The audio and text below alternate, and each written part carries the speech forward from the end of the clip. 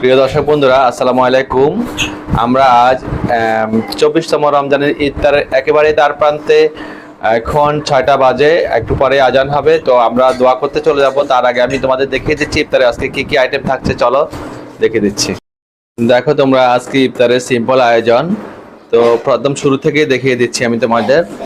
দেখো এখানে হচ্ছে সবুজ আঙ্গুরের যে মিল্কশেক আছে সেটা করা হয়েছে। আর এখানে হচ্ছে তোমার যে জুস করা হয়েছে, জুসটা খাবে তোমার আপুরা, আর আমরা খাবো যে এই যে মিল্কশেক। আর এখানে পেঁয়াজু করা হয়েছে, একবার পুড়ে ফেলছে, আরগুলো ঠিক আছে।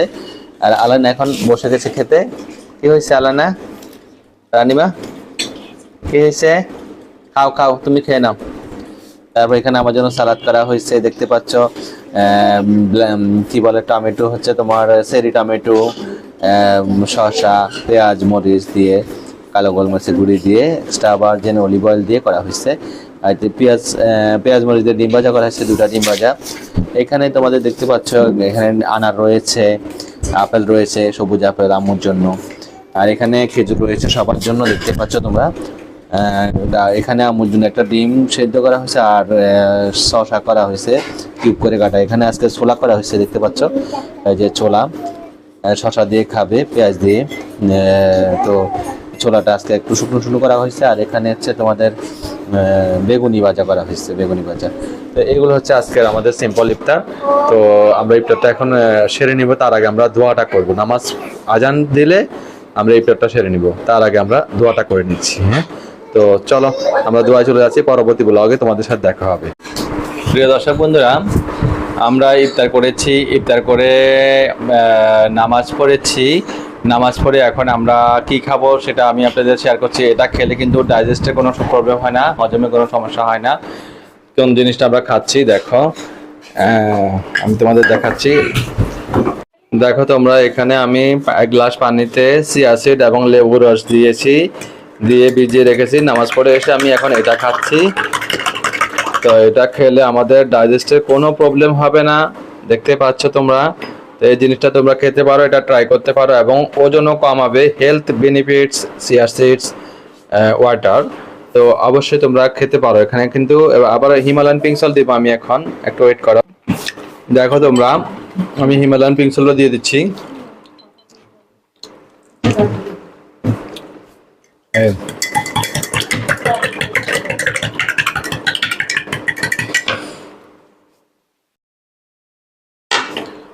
তো আমি খেয়ে নিচ্ছি, তোমাদের সাথে পরবর্তী ব্লগে দেখা হবে। এটা কিন্তু হেলথ বেনিফিটস, এটা কিন্তু তোমাদের।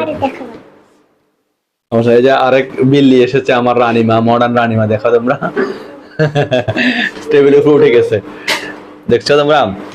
তো আমি খেয়ে নিচ্ছি, দেখো তোমাদের সাথে বিদায় নিচ্ছি।